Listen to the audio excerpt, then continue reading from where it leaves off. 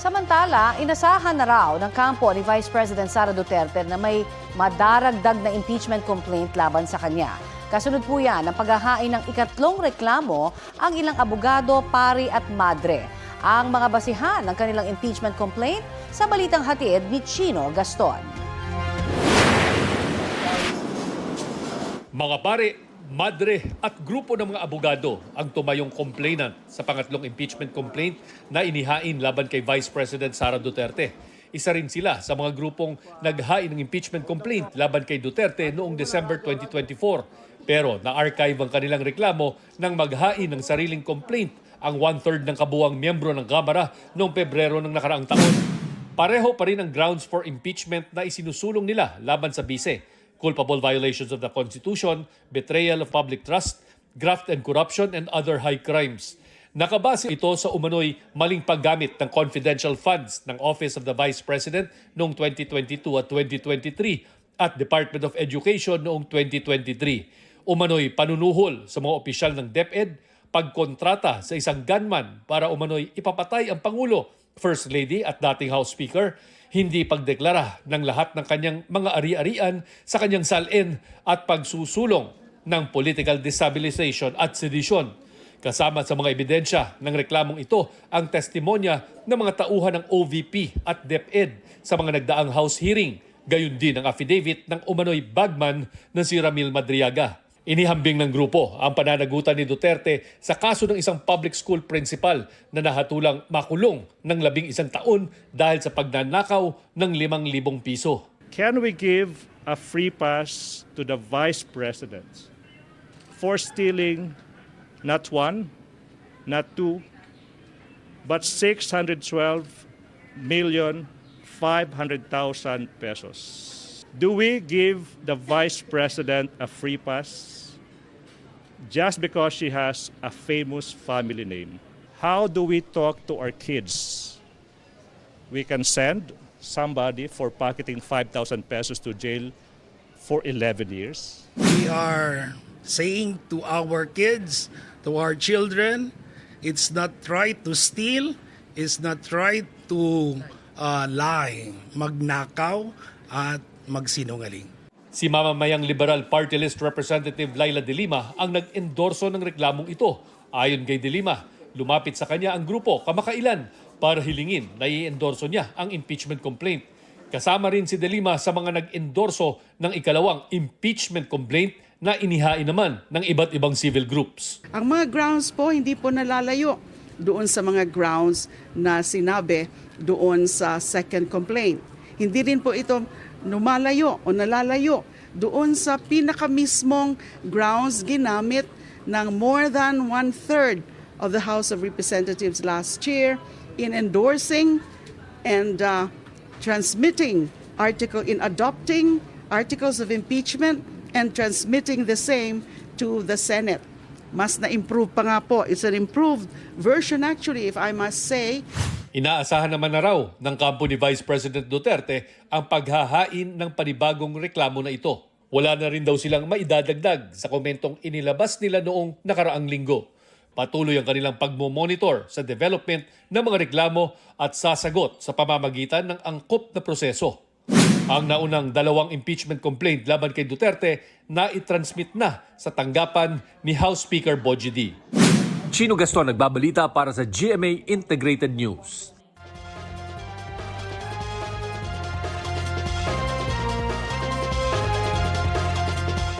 Nagkasagutan si Senador Kiko Pangilinan at Senador Alan Peter Cayetano habang tinatalakay ang isang resolusyong kumokondena sa mga pahayag ng Chinese Embassy laban sa mga opisyal at institusyon ng Pilipinas na pumuna sa mga agresibong aktibidad ng China sa West Philippine Sea.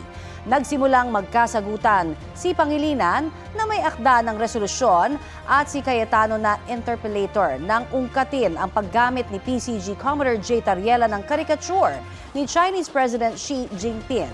Sabi ni Cayetano, wala siyang problema sa pagdepensa ni Tariela sa interes ng Pilipinas sa West Philippine Sea. Pero may decorum daw dapat anyang sinusunod at hindi raw dapat gumamit si Tariela ng caricature ng Chinese President. Sagot ni Pangilinan, hindi lang naman ang caricature ng Chinese President ang pinuntirya, kundi lahat ng Pilipinong opisyal na pumuna sa China. Sistematikong paraan anya ito ng China para i-discredit ang mga Pilipinong opisyal. The Department of National Mr. President, Defense tignan niyo naman po. has issued a statement condemning China's remarks, Mr. No, President. we're not talking about, Mr. President, if you look at the DFA, it was also telling Tariela, but not directly. It says, It was saying, follow the decorum, Mr. President. Mr. President, kung ganyan ang stand natin, then my staff now can show a meme of you. Mr. President, Mr. President, dito ba sa, let me ask that question. Mr. President, I am not from China. Why will they put a meme? Why will your staff put No, a it's meme not about towards me? China, it's about decorum. You're comparing apples Mr. and President, oranges. Nagkasagutan muli ang dalawang senador dahil ayon kay Cayetano, hindi tinukoy sa resolusyon kung anong mga pahayag ng Chinese Embassy ang kinokondena. Sinuspindi pansamantala ang sesyon at pagbalik, inamyendahan ang resolusyon para ilagay ang mga pahayag na hinanap ni Cayetano. Matapos ang halos 3 oras na debate, walang tumutol sa pag-adapt ng resolusyon. May hamon muna si Senador Rodante Marcoleta bago raw siya pumayag sa imbitasyon ni PCG spokesperson for the West Philippine Sea Commodore J. Tariela na sumama sa Maritime Domain Awareness Flight sa Kalayaan Island Group. Bago yun, kasama niyo kay Commodore Tariela, kasama si Justice Carpenter. And sino ba yung professor sa UP? Si Batong Bakal. Para sa isang friendly debate. Bago pa yung pagpunta doon. Para sa ganun maayos natin, para sa kapakanan ng ating. I won't be allowing him to debate about our territorial integrity kasi there's no reason for us to debate about it. I don't get it. You're part of the Senate and you're going to debate on something that would weaken and undermine our own position. Sabi pa ni Tariela sa kanyang panayam sa unang balita, sa unang hirit, bakit sila magdedebate? At sa kabilang panig ang ipapaliwanag ni Marcoleta habang sila ang nasa panig ng mga Pilipino. Si retired Supreme Court Associate Justice Antonio Capio naman payag sa debate. Ang mga topic anya ay kung mayroon ba talagang West Philippine Sea sa ilalim ng batas, pati kung bahagi ba talaga nito ang maritime features ng Kalayaan Island Group. Si UP Institute for Maritime Affairs and the Law of the Sea Director J. Batong Bakal naman hindi sang-ayon sa debate. Tulad ni Tariela, sabi ni Batong Bakal ay hindi din daw dapat pagdebatihan na ang sovereignty at sovereign rights ng Pilipinas.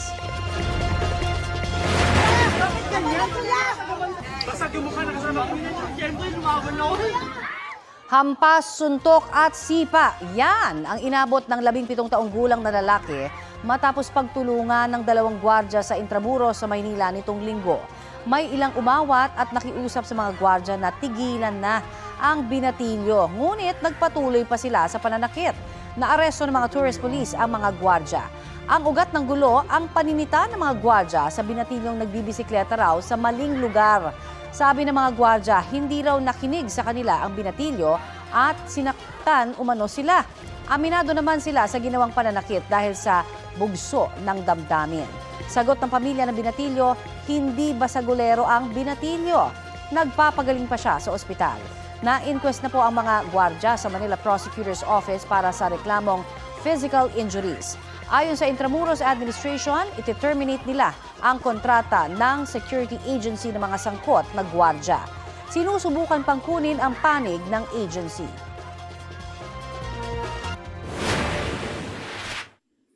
Mahimbing na natutulog ang pamilyang ito sa kanilang bahay sa Antipolo City madaling araw nitong linggo.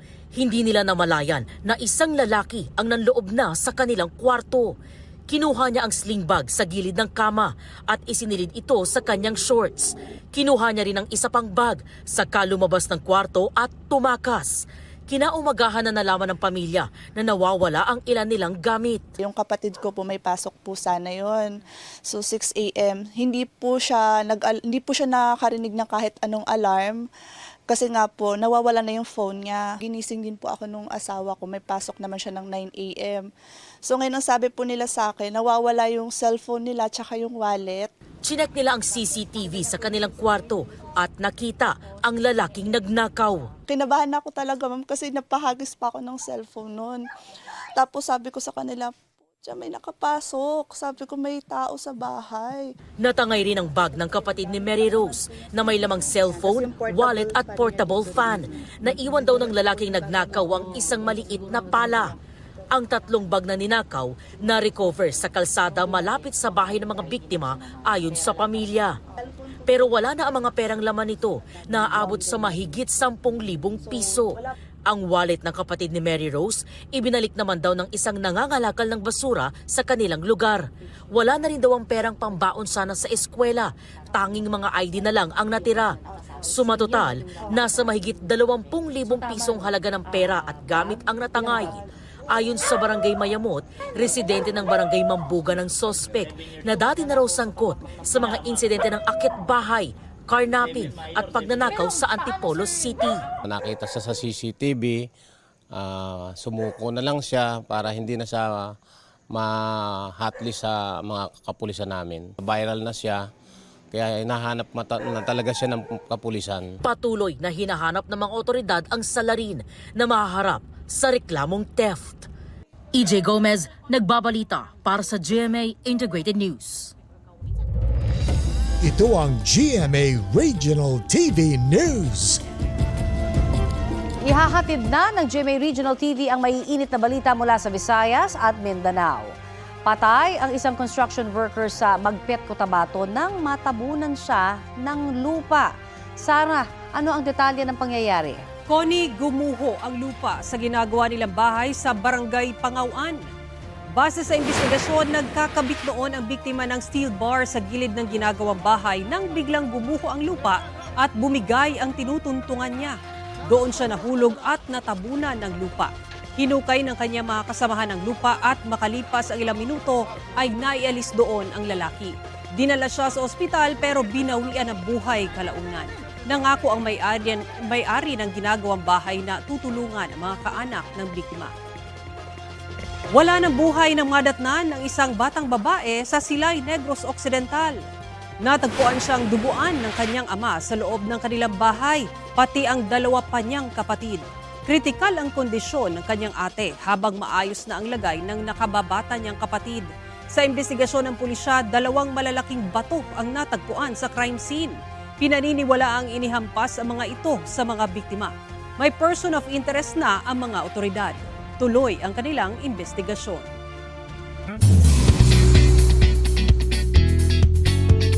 Ngayong buwan ng pag-ibig, ipinaramdam ni ex-PBB housemate at Sparkle star Sofia Pablo ang pagmamahal sa kanyang certified fan.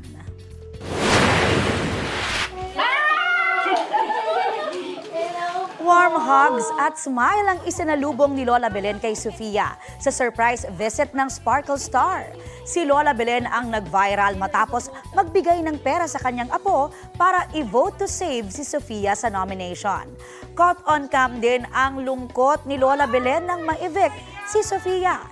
This time, instant happiness na dahil na-meet niya up close ang paborito niya raw na housemate. Sakto rin ang special surprise ni Sofia dahil birth month ni Lola Belen. May dala si Sofia na fruits, cake at ipinagluto siya ng sinigang na isda.